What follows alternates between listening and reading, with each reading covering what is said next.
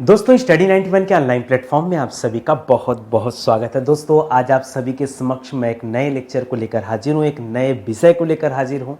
अभी तक दोस्तों जो हम लोग स्टडी किए हैं इसमें एक एक करके मैं आपको बताऊं पूरा प्राचीन भारत का इतिहास, मध्यकालीन भारत का इतिहास और आधुनिक भारत का इतिहास, ये तीन विषय मैंने डिटेल में पढ़ा दिया।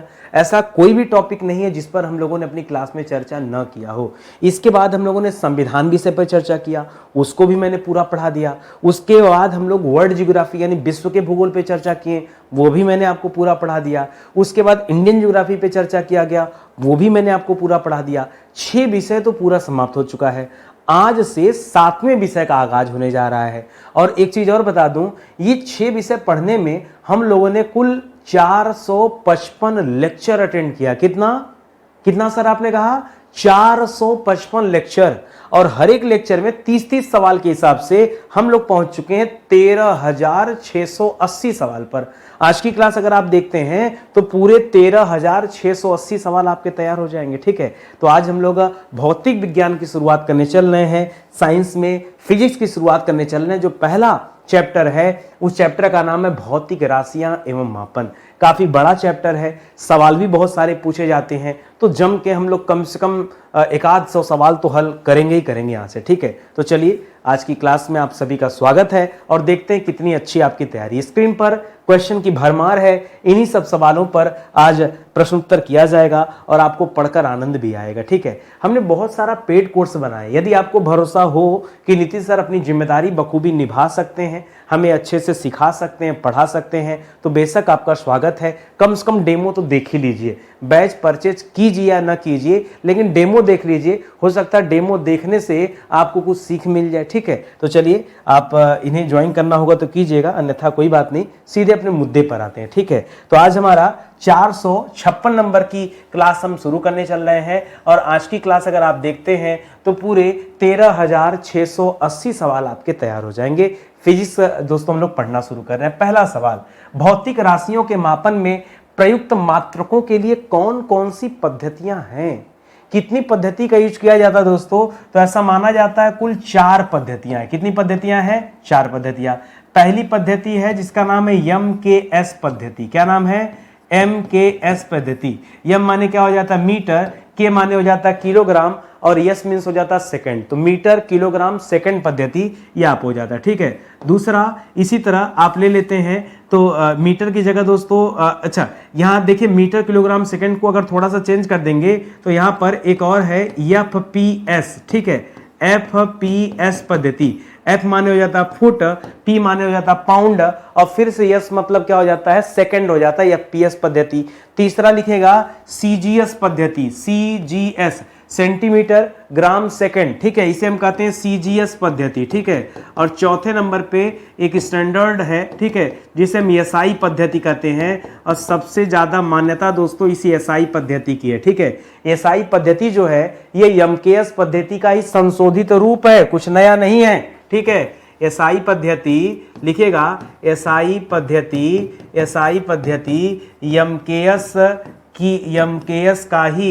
MKS का ही संशोधित रूप है। ठीक है, संशोधित रूप है, यह कुछ अलग नहीं है। ठीक है, इसको भी अपने दिमाग में रखेंगे। हालांकि मैंने इसको ब्रैकेट में इसलिए डाल दिया क्योंकि यह अंतर्राष्ट्रीय रूप से दोस्तों मान्यता प्राप्त है, इसलिए SI पद्धति की चर्चा ज्यादा होती है। ठीक है, चलिए एक बात तो समझ में आ गया होगा। अगली बात क्या है दोस्तों? अच्छा, कई सारे बच्चे ये सोचते हैं कि नीतीश सर पढ़ा रहे हैं, ये मैं पढ़ा नहीं रहा हूं, ये आपकी गलतफहमी है। फिर आप क्या कर रहे हैं? देखिए क्यों मैंने ये लेक्चर आपको देना क्यों शुरू किया ये आप समझिए। आज आप 7वां विषय स्टार्ट किए हैं, 6 विषय मैंने पढ़ा दिया तो क्या पढ़ा दिया? मैं यहां चैप्टर पढ़ाने नहीं आया, मैं यहां यह बताने का प्रयास कर रहा हूं कि यदि आप सरकारी परीक्षा की तैयारी कर रहे हैं और साइंस विषय आप पढ़कर तैयार कर चुके हैं तो आप मेरे इन सवालों का जवाब दीजिए। आपने सेल्फ स्टडी किया होगा, नहीं तो कहीं ऑनलाइन क्लास लिया होगा या कहीं से ऑफलाइन क्लास लिया होगा, तो मेरे सवालों का उत्तर आप दीजिए, बस इससे ज्यादा मैं कुछ नहीं चाहता।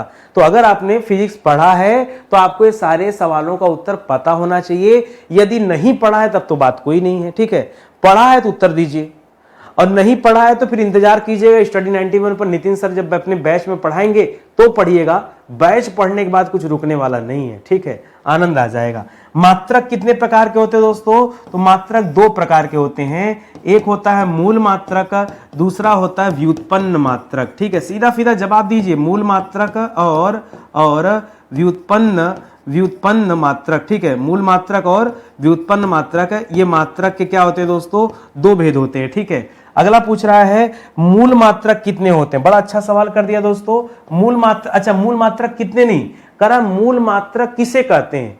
जो स्वतंत्र हो, जो स्वतंत्र हो उसे मूल मात्रक कहते हैं, ठीक है। याद रखिएगा, जो स्वतंत्र मात्रक होते हैं, जो स्वतंत्र मात्रक हैं वे ही मूल मात्रक कहलाते हैं, ठीक है। वे ही क्या कहलाते हैं दोस्तों? मूल मात्रक कहलाते हैं, जो स्वतंत्र हैं। स्वतंत्र कौन कौन दोस्तों? जैसे एमकेएस में जो आपने मीटर लिया था, उदाहरण लिखिए इसका, ठीक है। उदाहरण कभी पूछ ले परीक्षा में उदाहरण तो क्या बताएंगे, ठीक है। जैसे एमकेएस में जो मीटर लिया था, के माने जो किलोग्राम लिया था, समझ रहे हैं। यस का तात्पर्य जो सेकंड लिया था, ठीक है।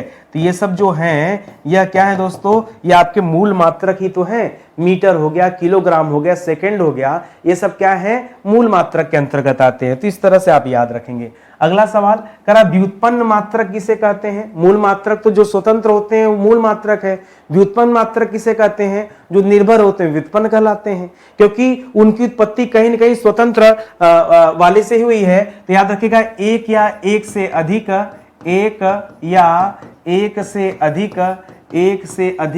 ठीक है, एक या एक से अधिक स्वतंत्र मात्रकों से उत्पन्न, ठीक है। एक या एक से अधिक स्वतंत्र मात्रकों से उत्पन्न या स्वतंत्र इकाइयों में जिन्हें व्यक्त किया जा सकता है। एक या एक से अधिक स्वतंत्र इकाई, ऐसे लिख लीजिए शॉर्टकट में, स्वतंत्र इकाइयों में व्यक्त किया जा सकता है, ठीक है। व्यक्त किया जा सकता है, और इसी को हम क्या कहते हैं? इसी को हम कहते हैं व्युत्पन्न मात्रक, ठीक है। कहीं ना कहीं एक चीज और याद रखेगा व्युत्पन्न में, ठीक है, ये स्वतंत्र नहीं होते, ठीक है। ये स्वतंत्र नहीं होते, ठीक है। क्यों? क्योंकि दोस्तों इनकी उत्पत्ति होती है, ठीक है। ये व्युत्पन्न है, बने हुए हैं, दो या दो से अधिक मात्रकों से इनकी उत्पत्ति होती है, जैसे बल, दाब, कार्य, ये सब इसका एग्जाम्पल है। मान लीजिए कभी आपसे उदाहरण पूछ दिया तो क्या बताएंगे? जैसे बल, ठीक है, जैसे दाब, ठीक है, बल। अब देखिए बल कैसे होता है, तो हम पढ़ते हैं कि F बराबर ma, यानी मास के साथ दोस्तों पढ़ते होंगे फार्मूला, सब आगे डिस्कस करेंगे, अभी पढ़ा दूंगा तो ज्यादा परेशान हो जाएंगे, ठीक है। तो बल, दाब, कार्य, ये सब दोस्तों इसके उदाहरण, विभवांतर वगैरह भी इसके उदाहरण हैं, ये आप ध्यान में रखेंगे, एक एक करके डिस्कस किया जाएगा, घबराइए ना, ठीक है। कह रहा है एसआई पद्धति में कुल कितने मूल मात्रक होते हैं? एसआई पद्धति में तो याद देखा जाए दोस्तों तो कुल 7 मूल मात्रक होते हैं। कितने होते हैं? 7। इसी तरह से कितने संपूरक मात्रक होते हैं दोस्तों एसआई पद्धति में? ठीक है, कितने संपूरक मात्रक होते हैं? तो संपूरक मात्रक की संख्या होती है 2, ठीक है। संपूरक मात्रक में तो लिख लीजिए, एक रेडियन होता है, दूसरा स्टेरेडियन होता है, रेडियन और स्टेरेडियन होता है, ठीक है। किसके किसके मात्रक है दोस्तों? तो समतल कोण और ठोस कोण के मात्रक होते हैं, ये आप याद रखेंगे। उसी तरह से जो मूल मात्रक की बात करा, मूल मात्रक में कौन कौन होते हैं? यही जो एमकेएस पद्धति में आप देख रहे थे, जैसे मीटर देख रहे थे ना, तो मीटर क्या है? मूल मात्रक है। जैसे किलोग्राम में केजी देख रहे थे, मूल मात्रक है। जैसे आप सेकंड देख रहे थे, सेकंड भी क्या है? मूल। ये 3 तो पढ़ते हैं, इसके अलावा एम्पियर, केल्विन, ये नहीं पढ़ पाते हैं, ठीक है। तो लिखिएगा एम्पियर हो गया, एम्पियर के अलावा दोस्तों केल्विन हो गया, लिख लीजिए, पूरा लिख लीजिए, 1 2 3 4 5 केल्विन हो गया। केल्विन के बाद क्या हो जाएगा? कैंडेला और मोल, ठीक है। कैंडेला, ठीक है, कैंडेला और मोल, ठीक है। पदार्थ की मात्रा का मात्रक क्या होता है? मोल, ठीक है। ज्योति तीव्रता का मात्रक कैंडेला, ठीक है। इसी तरह से आप पढ़ेंगे तो कितना हो गया? 1 2 3 4 5 6 7 हो गया, और यहाँ 2 हो गया। तो एक एक करके अभी हम सबके बारे में डिस्कस करते हैं, परेशान ना होइए। इस तरह के सवाल दोस्तों आपसे आपकी परीक्षा में बार बार पूछे जाते हैं, तो आप कितना बेहतर ढंग से आपकी तैयारी है वो जरा आप जो है आजमा लीजिए, देख लीजिए, ठीक है। चलिए आगे बढ़ते हैं। कर लंबाई, लंबाई का मात्रक क्या दोस्तों? मात्रक माने क्या होता है? मात्रक मतलब मापना, मात्रक का तात्पर्य क्या दोस्तों? मापना। यदि कोई मापने का यंत्र न बना हो, कैसे आप मापेंगे बताइए? जैसे मैं कह रहा हूं आप अपनी खुद की लंबाई आपको नापनी है, आप कितने लंबे हैं, समझ रहे हैं ना? आपकी लंबाई क्या है? अरे भाई तो कुछ इंची टेप वगैरह लेंगे, सेंटीमीटर, मीटर, फुट, अरे किसी न किसी इकाई में व्यक्त करेंगे ना। तो उसी तरह से जो लंबाई होता है इसका मात्रक क्या माना गया? मीटर। हालांकि अब आप कहेंगे सर हम तो अपने आप को फुट में मापते हैं। हाँ, तो आप एफपीएस पद्धति की बात कर रहे हैं जहां फुट पाउंड सेकंड की बात होता है, ठीक है। यहाँ फीट की बात नहीं होती है, यहाँ मीटर, लंबाई का मात्रक यहाँ मीटर माना गया है, ठीक है। और मीटर को डिनोट करते हैं स्मॉल एम से। तो परीक्षा में दोस्तों यह भी पूछ लिया जाता है कि मीटर को किससे व्यक्त किया जाता है, तो स्मॉल एम से व्यक्त किया जाता है। इसी तरह द्रव्यमान, आपका द्रव्यमान क्या है? आपका द्रव्यमान क्या है? देखिए अभी जो आप अपने आप को वजन करते हैं ना, इस वजन में आपके वजन के साथ एक गुरुत्वाकर्षण भी जुड़ जाता है, क्योंकि पृथ्वी ना खींच रही है हर चीज को, तो हमको भी खींच रही है, ठीक है। इसीलिए कहा जाता है कि आपका द्रव्यमान धरती पे कुछ और होगा और चंद्रमा पे कुछ और होगा, वहां चले जाएंगे तो 1/6 हो जाएगा। क्या समझ रहे हैं? 1/6 हो जाएगा वहां। तो इसीलिए द्रव्यमान दोस्तों स्थान के अनुसार बदलता रहता है, ठीक है। उसको जरा फोकस कीजिएगा। यहां द्रव्यमान का तात्पर्य वजन से नहीं है। कई बार बच्चे क्या करते हैं, द्रव्यमान को वजन समझ लेते हैं। नहीं, द्रव्यमान का मतलब वजन नहीं है, ये अपने दिमाग से पहले निकाल दीजिए, ठीक है। हाँ, द्रव्यमान का एसआई मात्रक क्या क्या होता है दोस्तों? तो द्रव्यमान का एसआई मात्रक होता है किलोग्राम। क्या होता है? किलोग्राम, जिसे हम केजी से डिनोट करते हैं, ठीक है। इसको याद रखेंगे। इसी तरह अगला है समय का मात्रक। समय का मात्रक हर किसी ने सेकंड ही माना है, ठीक है। क्या माना है? हर किसी ने सेकंड माना है, चाहे वो एमकेएस पद्धति की बात कर दे, चाहे वो सीजीएस पद्धति की बात कर दे, चाहे वो एसआई पद्धति की बात कर दे, चाहे वो एफपीएस पद्धति की बात कर दे, सभी ने दोस्तों समय का मात्रक सेकंड को ही माना है। और अलग अलग जगह पे दोस्तों चेंज किया है, लेकिन समय में उन्होंने कोई चेंज नहीं किया, ठीक है। समय को डिनोट करते हैं यस से, ठीक है। इसको आप याद रखेंगे। कह रहा विद्युत धारा का एसआई मात्रक क्या होता है दोस्तों? विद्युत धारा का, तो विद्युत धारा का एसआई मात्रक होता है एम्पियर। क्या होता है दोस्तों? बहुत अच्छा सवाल है। विद्युत धारा को कैसे मापा जाता है? तो याद रखिएगा, इसको एम्पियर में मापा जाता है। तभी तो आप देखते हैं कि मेरे घर में कितने एम्पियर की लाइन लगी हुई आ रही है, ठीक है। एम्पियर, इसको डिनोट किया जाता है दोस्तों कैपिटल ए से। और इसका नाम एम्पियर क्यों पड़ा? क्योंकि इसकी खोज किया था एक फ्रांसीसी वैज्ञानिक थे, आंद्रे मैरी एम्पियर, ठीक है। इसके खोजकर्ता कौन है?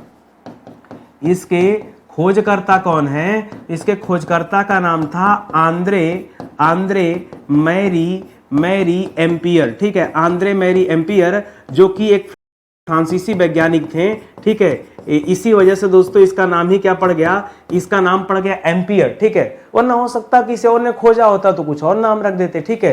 तो आंद्रे मैरी एम्पियर का नाम भी आप याद रखिएगा, ठीक है। इसी तरह का ताप, ताप का एसआई मात्रक क्या होता है? तो ताप का तो एसआई मात्रक दोस्तों क्या होता है? केल्विन होता है। क्या होता है दोस्तों? ताप का एसआई मात्रक क्या हो जाता है? केल्विन होता है। बहुत ध्यान से समझिएगा। ताप मतलब टेम्परेचर। सर हम तो टेम्परेचर को डिग्री सेल्सियस में मापते हैं। हाँ, तो आप डिग्री सेल्सियस फ़ारेनहाइट में मापिए, कोई दिक्कत नहीं, या अन्य मापन में आप इसे कर सकते हैं, ठीक है। ताप का अन्य मात्रक क्या होता है दोस्तों? तो अन्य मात्रक में हम क्या कहते हैं? जैसे आपने कहा सर हम डिग्री सेल्सियस में मापते हैं, ठीक है। लोग कहते हैं ना कि हमको इतने डिग्री सेल्सियस का बुखार है, ठीक है, डिग्री सेल्सियस, या फिर हम उसे फ़ारेनहाइट में मापते हैं, फ़ारेनहाइट, ठीक है। फ़ारेनहाइट में मापते हैं, ठीक है।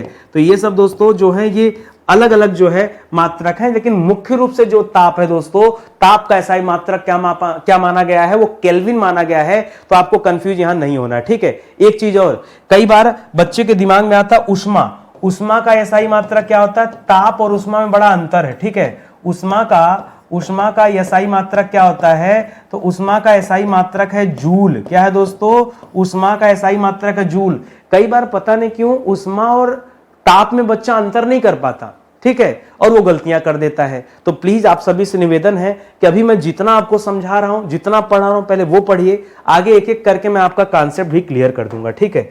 चलिए और आगे बढ़ते हैं, अगला सवाल देखते हैं। ज्योति तीव्रता का एसआई मात्रक क्या होता है दोस्तों? तो ज्योति तीव्रता का एसआई मात्रक होता है कैंडेला। क्या होता है दोस्तों? कैंडेला भी लिखा होता है या फिर कैंडिला लिखा होता है कई जगह, ठीक है। तो कैंडेला या कैंडिला कहीं भी लिखा हो, याद रखेगा यह ज्योति तीव्रता का एसआई मात्रक होता है। इसको आप ध्यान में रखेंगे। इसको किससे रिप्रेजेंट करते हैं? तो इसको CD से रिप्रेजेंट किया जाता है, इसे भी आप याद रखेंगे। कहीं कहीं पे लिखा होता है ल्यूमेन प्रति स्टेरेडियन। वो इसलिए लिखा होता है दोस्तों क्योंकि केल्विन का जो कैंडेला का जो सूत्र होता है, कैंडला बराबर क्या होता है, कैंडला बराबर जो फार्मूला एक होता है, जैसे बल बराबर बल बराबर कर रहा हूं, जैसे स्पीड बराबर डिस्टेंस अपॉन टाइम होता है, ठीक है, उसी तरह से बल बराबर क्या करते हैं, ma करते हैं, ठीक है। उसी तरह से जब कैंडेला का फार्मूला आप देखते हैं तो कैंडेला बराबर होता है ल्यूमेन ल्यूमेन ल्यूमेन प्रति स्टेरेडियन, प्रति मतलब यहां और स्टेरेडियन, ठीक है। तो इसीलिए दोस्तों स्टेरेडियन, ठीक है, स्टेरेडियन। तो कभी कभी दोस्तों यहां पे हम इसे ल्यूमेन प्रति स्टेरेडियन भी बोल देते हैं इसी वजह से, ठीक है।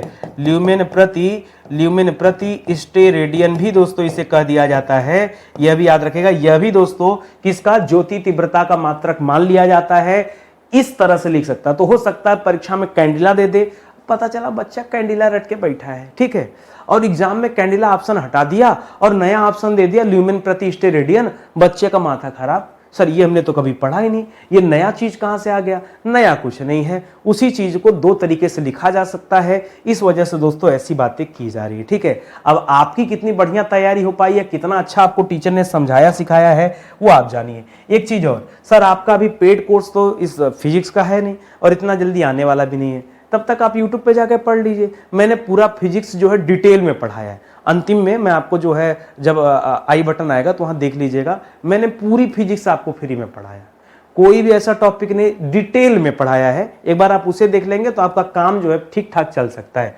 पदार्थ की मात्रा का एसआई मात्रक क्या होता है दोस्तों? तो पदार्थ की मात्रा का एसआई मात्रक होता है मोल। क्या होता है दोस्तों? पदार्थ की मात्रा का एसआई मात्रक क्या होता है? मोल होता है, इसे आप ध्यान में रखेंगे। इसी तरह समतल कोण का एसआई मात्रक क्या होता है? तो समतल कोण का ही तो रेडियन होता है, ठीक है। और इसी तरह ठोस कोण का पूछ दिया तो क्या करेंगे? तब स्टेरेडियन हो जाता है। ठोस कोण का एसआई मात्रक क्या हो जाता है? तब हो जाता है स्टेरेडियन। क्या हो जाता है? स्टेरेडियन हो जाता है, ये आप याद है। तो रेडियन, स्टेरेडियन और यहाँ मोल, इन तीनों चीजों को याद रखेंगे। ये मोल क्या करता है? अरे परमाणु को मापा जाता है। परमाणु तो बहुत छोटा है ना, कैसे मापेंगे बताइए? का सेंटीमीटर माप देंगे? कैसे मापेंगे? इलेक्ट्रॉन, प्रोटॉन, न्यूट्रॉन को अगर मापने के लिए कहा जाए, माप सकते हैं? मापना तो पड़ेगा, काम तो कहीं ना कहीं आएगा। तो कैसे मापेंगे? मोल से। पदार्थ की मात्रा को मोल से मापा जाता है, इसीलिए मोल यहां पर एक नई यूनिट है, इसे आप ध्यान में रखेंगे। एक चीज और बता दूं, ये विषय जो आप देख रहे हैं इसका सिलसिला कैसे शुरू हुआ, जरा इसके बारे में आप जानिए। पहली बात तो सभी सरकारी परीक्षाओं के लिए महत्वपूर्ण है। अब कितनी अच्छी क्लास चली है बखूबी आप जान गए हैं। अगर सिस्टमेटिक और गंभीर रूप से आपको चीजें पढ़ाई जा रही है तो बेहतर ही आपके लिए।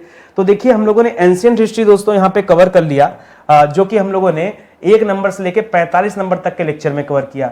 इसी तरह मिडावल को 46 से 91 में, मॉडर्न को 92 से 150 तक में, पॉलिटी को 151 से 230 में, जियोग्राफी को 231 से 330 में, वर्ल्ड जियोग्राफी, और इंडियन जियोग्राफी 331 से 455 तक में। तो यहां तक तो दोस्तों ये 6 विषय आपको पढ़ा दिया गया। अब 7वां विषय दोस्तों फिजिक्स स्टार्ट हुआ है और आज हमारा पहला लेक्चर चल रहा है, ठीक है। बहुत विस्तार से फिजिक्स कवर करेंगे हम, कोई अंतर्यामी नहीं कि पहले बता दें कितना, कि 10, 20, 30, 40, 50, चाहे जितना लेक्चर जाएगा मैं आपको पढ़ाऊंगा, ठीक है। आप आराम से चीजें पढ़ते चलिए। और जो हमारे कोर्सेज हैं वो हमारे इस नए एप्लीकेशन में चलते हैं, स्टडी 91 ऑफिशियल। तो आप दोस्तों इसे जरूर डाउनलोड कीजिए और सारी क्लासेस इसी पे चलती है, तो फोकस्ड होके आप जुड़े रहिए और तैयारी कीजिए, ठीक है। प्रकाश वर्ष क्या दोस्तों? प्रकाश वर्ष दोस्तों दूरी का मात्रक है, ठीक है। जिससे क्या मापी जाती है दोस्तों? जिससे दूरी मापी जाती है। सवाल ये आता है, 2 सवाल देता है। प्रकाश वर्ष जब देता है ना, प्रकाश वर्ष कहते किससे पहले ये समझिए, ठीक है। एक वर्ष में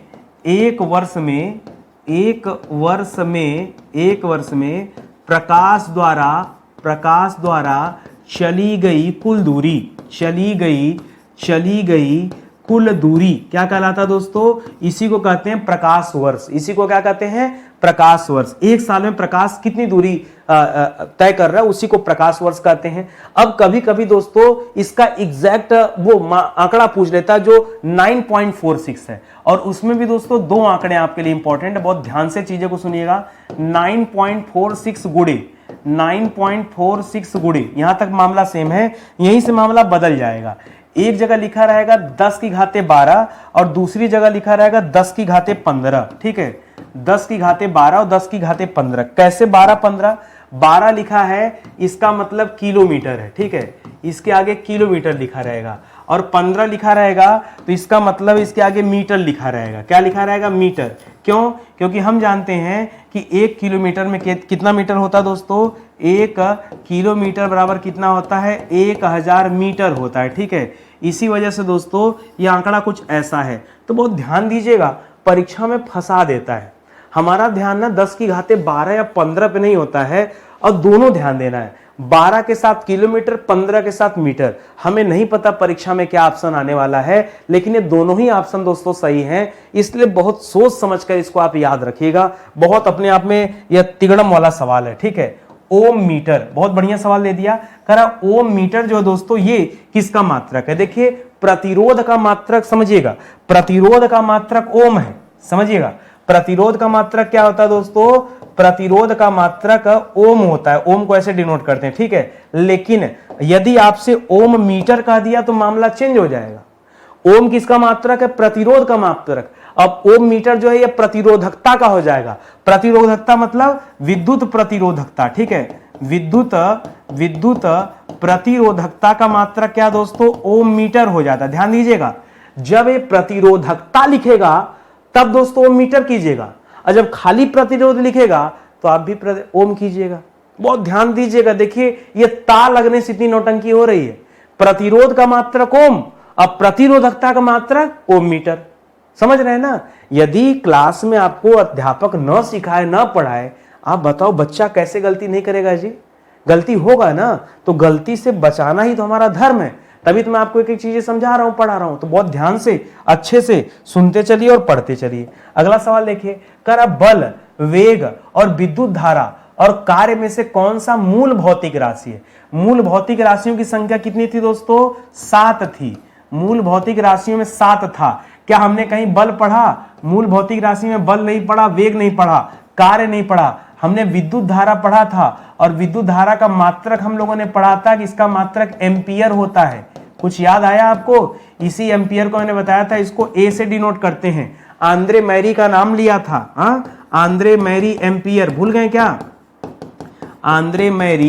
आंद्रे मैरी एम्पियर का नाम लिया था, जो एक फ्रांसीसी थे, ठीक है। तो ये सब भूलिए ना, ठीक है। तो यहां पर दोस्तों जो विद्युत धारा दिया है ये आपका बिल्कुल सही जवाब हो जाएगा। विद्युत धारा क्या है? ये मूल भौतिक राशियों में गिनी जाती है, बाकी बल, वेग और कार्य वगैरह को नहीं गिना जाता है। परीक्षा में ऐसे 4 ऑप्शन बना के दे देता है।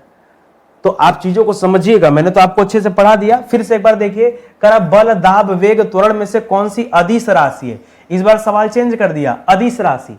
अदिश राशि मतलब जिसमें परिमाण की आवश्यकता है लेकिन दिशा की नहीं, ठीक है।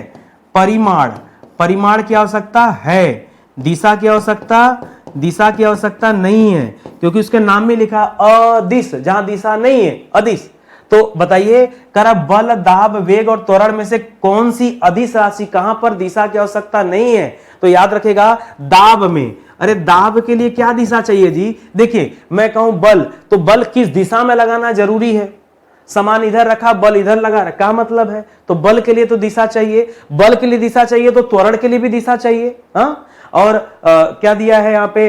वेग उसके लिए भी चाहिए, लेकिन दाबने से नहीं दोस्तों। दाब जो होता है ये सदिश राशि होता है, दाब अदिश राशि नहीं है। दाब जो क्या दोस्तों याद रखेंगे, दाब यह सदिश राशि का उदाहरण, ठीक है, सदिश, ठीक है। बाकी में दिशा की जरूरत नहीं है, ठीक है।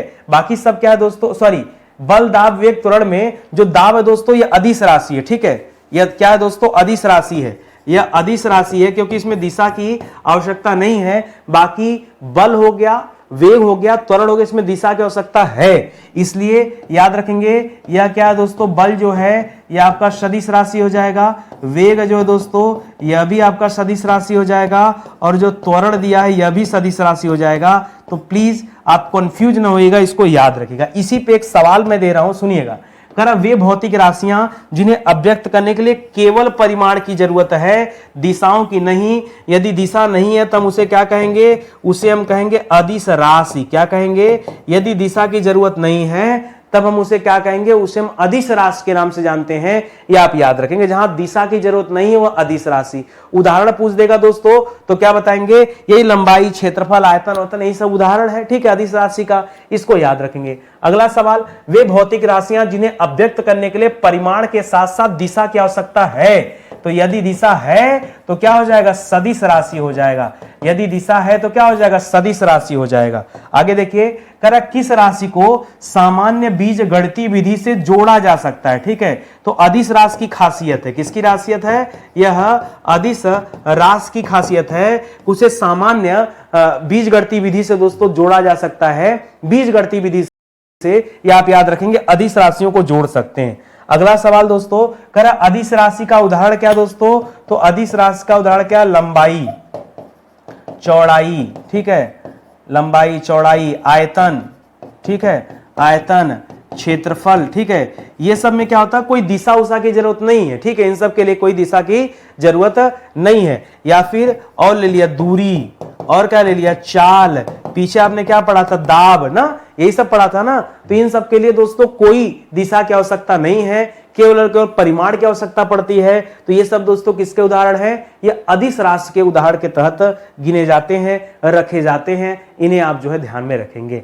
करा कौन सी राशि जोड़ के त्रिभुज के नियम का पालन करती, जोड़ के त्रिभुज के नियम का पालन करती दोस्तों, ठीक है। ये कौन सी राशि है दोस्तों, तो ये सदिश राशि है।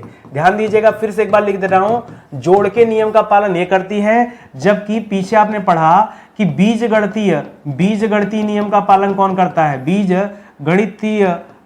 गणितीय नियम का पालन दोस्तों कौन करता है, तो अदिश राशियां करती हैं, ठीक है। अदिश राशियों का जोड़ दोस्तों इस तरह से होता है। तो दोनों दो चीजें हैं, इसलिए इन्हें ध्यान रखेंगे।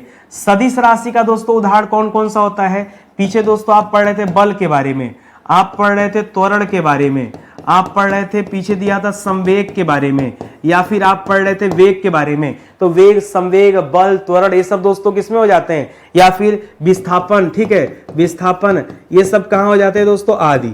ये सब क्या कहलाते हैं, ये सब सदिश राशि के उदाहरण हैं। इसमें इसमें परिमाण और दिशा दोनों की आवश्यकता होती है, ठीक है। परिमाण की भी आवश्यकता पड़ती है और साथ ही साथ दोस्तों दिशा की भी आवश्यकता पड़ती है, इसीलिए इसे हम सदिश राशि कहते हैं। सुनिए, करा विस्थापन, त्वरण, बल और आयतन में से कौन सी सदिश राशि है, कौन सी सदिश राशि नहीं है, ठीक है। सदिश राशि नहीं है तो आयतन याद रखेगा, ठीक है। सदिश राशि नहीं है तो क्या याद रखेंगे दोस्तों, यहां पे जो आयतन दिया है यह सदिश राशि नहीं है, क्योंकि आयतन क्या है दोस्तों, आयतन जो है यह अदिश राशि का उदाहरण है। और अदिश राशि में मैंने क्या बताया था, मैंने कहा था आयतन कहीं लिखा हो, मैंने कहा था कहीं क्षेत्रफल लिखा हो, मैंने कहा था कहीं लंबाई चौड़ाई लिखा हो, ठीक है, लंबाई चौड़ाई लिखा हो, लंबाई चौड़ाई लिखा हो, मैंने कहा था कहीं दाब लिखा हो, ठीक है। तो ये सब दोस्तों अदिश राशि में आते हैं। तो यहाँ आयतन को कर लीजिए अलग, बाकी सब जो है दोस्तों ठीक ठाक है। तो इस तरह से परीक्षा में सवाल देता है कि आपसे गलतियां हों, लेकिन यदि आप ढंग से पढ़े रहेंगे तो गलती होने का चांस नहीं है। तो जरूरी क्या है, पहले सिस्टमेटिक तरीके से पढ़ना और ये समझना कि परीक्षा में सवाल आता कैसा है, ठीक है। तो अच्छे से चीजों को देखते चलिए। करा समय, चाल, विस्थापन और दूरी में कौन सी सदिश राशि है। देखिए, सदिश राशि बोलते ही दो बातें दिमाग में आनी चाहिए कि जहां परिमाण की भी दोस्तों आवश्यकता हो और परिमाण के साथ साथ दोस्तों जहां दिशा की भी आवश्यकता हो, उसी को हम सदिश राशि कहते हैं, ठीक है। अब इसमें क्या हो जाएगा, समय, चाल, विस्थापन, दूरी दे दिया ना, तो याद रखेगा पीछे हम लोगों ने विस्थापन पढ़ा था, ठीक है। विस्थापन जो है दोस्तों यह सदिश राशि का उदाहरण है, जबकि यह जो समय हो गया, समय क्या है दोस्तों, समय अदिश राशि का उदाहरण है। समय दोस्तों अदिश राशि में आ जाएगा, चाल भी दोस्तों अदिश राशि में आ जाएगा, दूरी भी दोस्तों अदिश राशि में आ जाएगा। इसको कैसे याद रखेंगे दोस्तों, याद रखेंगे चाल बराबर दूरी बटा समय, ठीक है। ये पूरा फार्मूला ही होता है, चाल बराबर दूरी बटा समय, ये सब के सब अदिश राशि वाले हैं, ठीक है। चाल बराबर दूरी बटा समय, ये सब अदिश राशि वाले हैं। इस तरह से याद रखेंगे तो नहीं भूलेंगे, नहीं कोई दूसरा तरीका अपनाएंगे तो भूल सकते हैं। चाल बराबर दूरी बटा समय फार्मूला भी होता है, ठीक है। तो स्पीड बराबर डिस्टेंस अपॉन टाइम, यही ना, तो याद रखिएगा। करा संवेग, दाब, ऊर्जा और कार्य में कौन सी सदिश राशि है, बताइए। संवेग, ऊर्जा, संवेग, दाब, ऊर्जा और कार्य। तो हम लोगों ने संवेग पीछे पढ़ा कि वेग, संवेग ये दोनों दोस्तों क्या होते हैं, सदिश राशियों में आते हैं, ठीक है। तो चाहे संवेग लिख दे, ठीक है, और चाहे वेग लिख दे, तो वेग संवेग ये दोनों ही कहां आते हैं दोस्तों, ये सदिश राशि में आते हैं, ये आप याद रखेंगे, ठीक है। तो इस तरह से दोस्तों बाकी यहां दाब, ऊर्जा और कार्य जो है यह अदिश राशि हो जाएगा। क्या हो जाएगा, यह अदिश राशि का उदाहरण हो जाएगा। दाब हम पहले भी पढ़े थे और ऊर्जा कार्य भी साथ याद रखें, ठीक है। चलिए आगे बढ़ते हैं। करा आयतन, आयतन क्या दोस्तों, अब एक एक करके पढ़िए। आयतन दोस्तों अदिश राशि में आता है। आयतन क्या पूछा है, कौन सी अदिश राशि नहीं है, ठीक है, कौन सी अदिश राशि नहीं मतलब कौन सी सदिश राशि है। लंबाई भी दोस्तों क्या पढ़ा आपने, अदिश राशि, ठीक है। अब देखिए आपका कंफ्यूजन कहां हो रहा है कि सर बल और त्वरण, बल और द्रव्यमान में से हम क्या चूज करें, क्योंकि हमसे पूछा कौन सी अदिश राशि नहीं है। तो याद रखेगा बल, बल दोस्तों क्या है, बल अदिश राशि नहीं है। बल क्या है दोस्तों, बल सदिश राशि है। दाब हम लोगों ने अदिश पढ़ा था, ठीक है। द्रव्यमान भी दोस्तों क्या है, यह अदिश राशि है, ठीक है। केवल बल दोस्तों नहीं है बल्कि दाब हम लोगों ने पढ़ा था, दाब, ठीक है। दाब भी क्या है दोस्तों, दाब भी अदिश राशि है, लेकिन बल नहीं, बल नहीं, ठीक है। बल को लेकर बहुत सारे बच्चे कंफ्यूजन में रहते हैं, आप ना कंफ्यूज रहेगा। ऐसे 3-4 ऑप्शन देगा, परीक्षा में खूब फंसाता है, खूब फंसाता है, और अच्छे अच्छे बच्चे दोस्तों उलझ कर रह जाते हैं, समझ ही नहीं पाते हैं कि क्या जवाब दें। तो मैं तो आपसे यही कहूंगा दोस्तों कि एक मौका केवल हमें आप दीजिए, मेरे साथ जीएस पढ़ के देखिए। मैंने बहुत बेहतरीन तरीके से दोस्तों आपको जीएस पढ़ाया, और अभी हम लोगों के पास बड़े में दोस्तों 2 बैच हैं। एक तो हमारे पास कंप्लीट हिस्ट्री का बैच है, दूसरा कंप्लीट हिंदी का बैच है।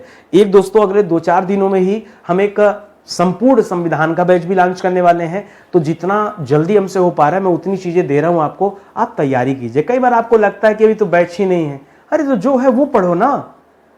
एक विषय से परीक्षा तो पास नहीं कर पाओगे, पढ़ना तो हर एक विषय पढ़ेगा। और ऐसा भी नहीं कि सब मिल जाएगा तो एक बार में पढ़ जाओगे, पहले पढ़ना शुरू करो और मेरे साथ पढ़ोगे। तो मैं एक चीज बताऊं, मेरा अपना एक मानना है, मैं सोचता हूं आप कभी भी कोई विषय परचेज करो ना, तो वो विषय आप अपने जीवन में एक बार पढ़ो, बार बार नहीं। जैसे एक बार हिंदी ले लिया, पढ़ लिया ना, तो भारत का कोई भी एग्जाम, अब हिंदी का टेंशन खत्म, डरना नहीं, 100 में 100 नंबर। उसी तरह से एक बार अगर हिस्ट्री पढ़ लिया मुझसे ना, दोबारा चाहे कोई भी पेपर दीजिए, आप आंसर राइटिंग करके आ जाएंगे। कभी आपको किसी पॉइंट में, किसी चैप्टर में, किसी टॉपिक में डाउट नहीं होगा। आप पढ़ के देखो ना, क्लास में इतना बेहतर ढंग से पढ़ा दिया जाता है कि मजा ही आ जाएगा, ठीक है। तो चलिए आज का सेशन ही समाप्त होता है। उम्मीद करता हूँ अच्छा लगा होगा। आज फिजिक्स का हमारा पहला दिन था और उम्मीद करता हूँ मैं आपको बखूबी चीज़ों को समझा पाया हूँ, ठीक है। जुड़े रहेंगे तो आगे इसी तरह के और भी वीडियोज मैं दूंगा, ताकि इस चैप्टर पर आपका कॉन्सेप्ट बहुत ही अच्छे से क्लियर हो जाए, ठीक है। बाकी हमारा नया application study 91 official play store से आप इसे डाउनलोड कर लीजिए। किसी तरह की कोई दुविधा है, समस्या है, कुछ जानना है, समझना है, जरूरी नहीं कि आप हमसे कुछ खरीदें, बिना खरीदे भी बातचीत कर सकते हैं। ये हमारा हेल्पलाइन नंबर है, इस पे व्हाट्सअप कर लीजिए, कॉल से आप कनेक्ट हो जाइए, जुड़िए और अच्छे से तैयारी कीजिए, ठीक है। मिलते हैं दोस्तों अगले लेक्चर में, तब तक के लिए बहुत बहुत धन्यवाद आप सभी का। जय हिंद, जय Bharat, thank you so much.